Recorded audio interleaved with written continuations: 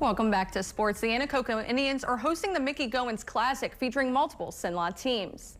Closing out day one of the tournament, the Leesville girls get another chance at the Anacoco Indians. But it would be the Indians opening up the scoring as Emma Hyatt goes up for the two, count the basket, and one. Leesville battling back. Michaela Williams fighting through the traffic for 2 points. Anacoco leads 11-6. With just seconds left in the first, Callier finds daylight in the corner. She splashes the buzzer beater. It's 16-11 Anacoco. Maddie Stanley now for the Indians in the corner, and it's all money. Anacoco leads 35-16.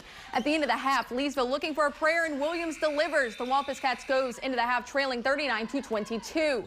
Leesville now back in the third, and it's Candace Riabold from way beyond the arc splashing the three. But Anacoco's offense was firing on all cylinders as Emily DeMacco gets the layup and the three-point play. Leesville can't get their revenge over Anacoco, falling 72-46.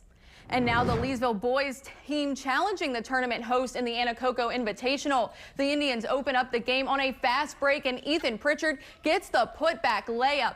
Anacoco takes a 4-2 lead, closing out the first. Trell Broom for Leesville with a tough double clutch layup. Anacoco now leads 8-6.